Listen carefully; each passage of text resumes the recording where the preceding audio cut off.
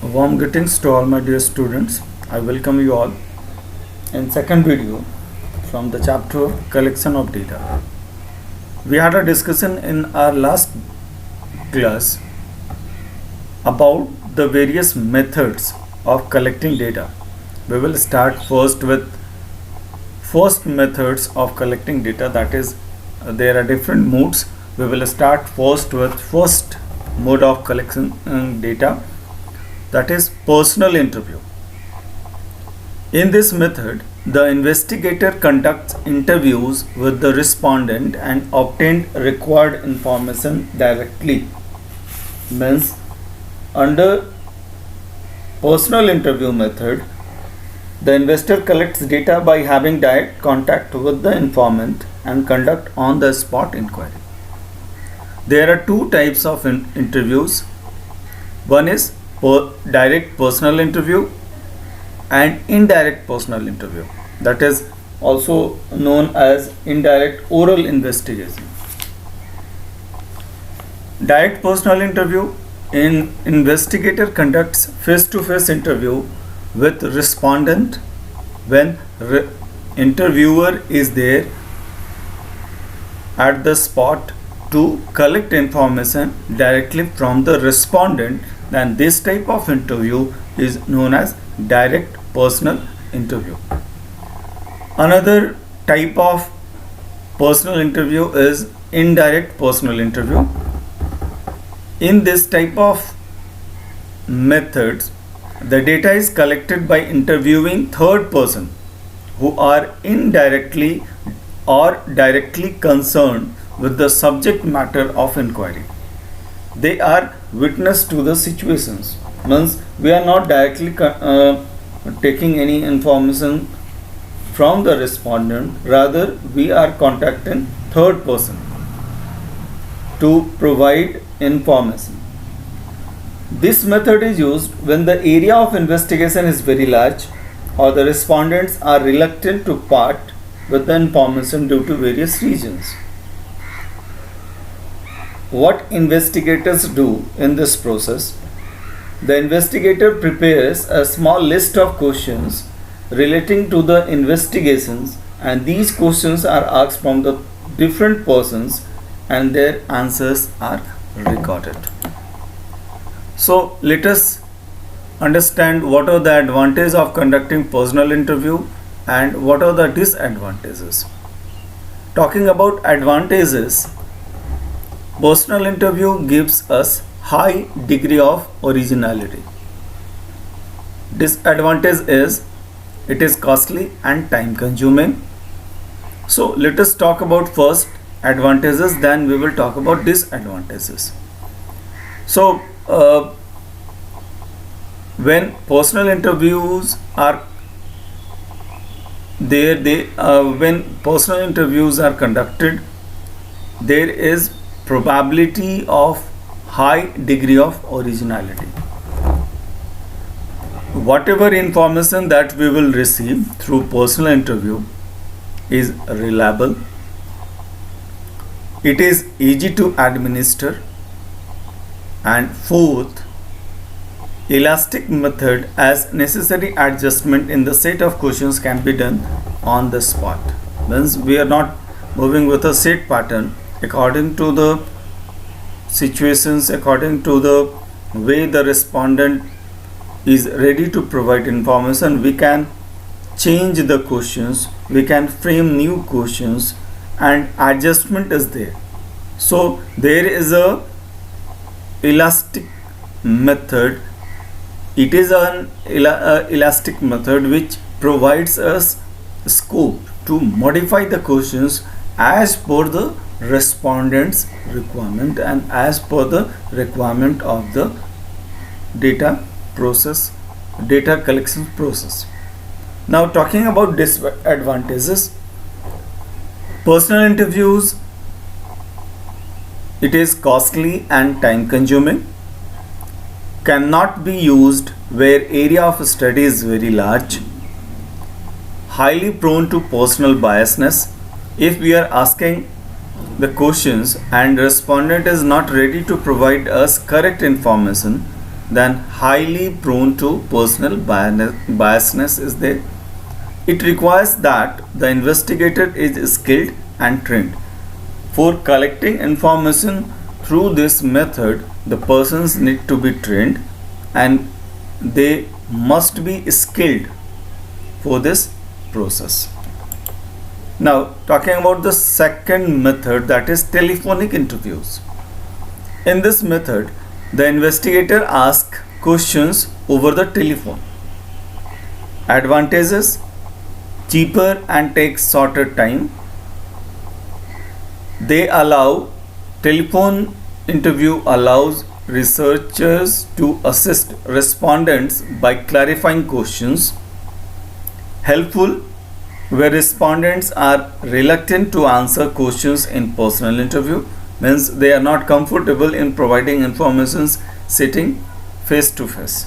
So telephonic interview will serve our purpose. There are various topics on which the peoples are not able to express their views, like on the religious matters and other social taboos, right? So what are the disadvantages of telephone interview? Obstruct visual reactions, means we cannot see how the respondent is responding, whether they are showing the correct emotions while providing the information or not. Excludes the population who are not having telephone connections, means it is not provide the scope to collect information from the persons who are not connected with telephone lines. Mailing questionnaire. Third method is by mailing questionnaire. We'll be dealing about what is questionnaire, what are the set of questionnaires later part of this video. So let us discuss the third method of data collection, that is mailing questionnaire. In this method, the required data are collected by mail. The questionnaire is sent to each respondent by mail with a request to complete and return it by a given data. What are the advantages of collecting data through mailing questionnaire? Questionnaire is basically a set of questions prepared for a particular purpose for collecting information. So it is very less expensive. It allows access to researchers in remote areas, allows respondents to take sufficient time to answer. And what are the disadvantages? Possibilities of misunderstanding the question. Sometimes it may happen that people will respond something which is not related with the question asked, or the way the question was framed. If it is not being properly understood by the people who are going to respond, there is a possibilities of misunderstanding the questions. It produces low response rate. And third, data collected through mailing questionnaires are not reliable. So summarizing types of survey, advantages and disadvantages: personal interview, easy to get people to respond, easy to administer. Disadvantages: it is very expensive, take time to tabulate results. Telephonic interview, it is quick, efficient, inexpensive. Disadvantages: limited to do not call registry. People are irritated by unwanted calls. You must have received various calls regarding insurance, regarding loans. Probably the bank persons usually call through their call centers, requesting people to take their plans. So these type of interviews are irritating for the people. Mail survey, it is inexpensive, reaches large audience, response find them less intrusive. Disadvantages: successful response rate is only 10%. Incentives can increase result. Mail survey means when you will respond through mail, you will get some reward, you will get some incentive, then it will promote the people or motivate people to send more feedback through mail. Advantages: internet survey. Nowadays it is another mode. Actually it is a mode of collecting information indirectly only through mailing questions or questionnaire. Set of questionnaire is there. So it is quick, automatic data entry, allows for real-time data collections, multiple choice and open-ended questions are there. What are the disadvantages? It is limited to people with internet access. Many people dislike receiving uninvited surveys. So these are the advantages and disadvantages of various methods of data collections. Now we will understand another concept, that is survey. Survey is a normal term, or you must have heard the word survey. Then what is the meaning of a survey? Survey is a method of gathering information from individuals. The surveys are done to describe some characteristics like price, quality, usefulness and popularity, etc. In order to find out the popularity of a person, in order to find out the quality of a product, in order to find out what price should be there for that particular product, survey are conducted. And before introduction of any product, the company usually take a survey. So on the basis of area covered, there are two methods of survey. One is census, another is sample. Census means the whole population will be considered, and sample means representation of populations will be covered. So let us understand. There are different modes of conducting surveys. Phone surveys, high confidence is there, need to hire an agency to conduct phone survey. Online survey, it is self-managed, data accuracy is there, need internet connections. In-person interviews, it is in-depth, time consuming. When a person visits to our house to collect various information, it takes time, right? So sample census or complete enumeration, a survey which include every element of the population. It covers every individual units in the entire population. The example includes census of India, when the population is calculated after 10 years. It is very expensive, that is why it is conducted not on every year, and it is also a time consuming affair.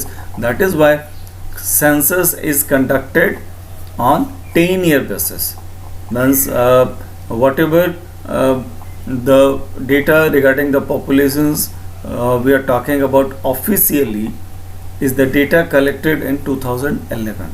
Now next year there will be another census in 2021. So the example includes census of India, which is carried out every 10 years. This survey are carried for demographic data on birth, death and literacy. What are the advantages of conducting or collecting data through census? Results of census are absolutely correct, accurate and reliable. We can have 100% faith on the data that we have collected through census method. Less chance of biasness is there. Data related to each element is collected. What are the disadvantages of census method? A lot of time, energy, money is required to collect data. Suitable for certain specific cases. Census method is suitable for certain specific cases. Large number of enumerators are required for collecting data. Large number of enumerators are required for collecting data. Sample survey, In this sample from the population is surveyed, means representation of the population is being surveyed. The first step is selecting a sample to identify the population, then select representative sample as it is difficult to study entire population. It becomes very difficult to study entire populations to get the information because it is a time consuming, and when a person has to collect data, they are preferring sample survey. Sample survey is considered as a representative, and whatever sample we should select, that should reflect or work as true representations of the population. So what are the advantages of collecting data through sample survey? It is economical as only some units are studied, no time consuming, less efforts are required as a small portion is studied. So these are the advantages of sample survey. Now talking about disadvantages: partial investigations of the universe, not easy to select a sample which represent whole population. It is complicated process and difficult. Sample survey is a complicated process and it is difficult to understand or get the information until and unless the person is skilled or trained. Now, questionnaire. The most common type of instrument used in survey for collecting primary data is questionnaire. While preparing the same for the following points, means while preparing the questionnaire, the following points are kept in our mind. First, it should not be too long. The series of questions should move from general to specific. Means talking general things, we have to get the specific information. The questions should be precise and clear. The questions should not be complicated. The questions should not be ambiguous. Means whatever the surveyor is intended, he must be able to convey that. The questions should not use double negatives. The questions should not be leading questions. The questions should not indicate alternatives to the answers. So these are the precautions we have to take into our mind while framing questionnaire. What are the types of questions in questionnaire? Very specific. There are two types of questions in questionnaire. One is close-ended or structured questions, and another is open-ended on unstructured questions. Close-ended questions means it could be a two-way questions or a multiple choice questions.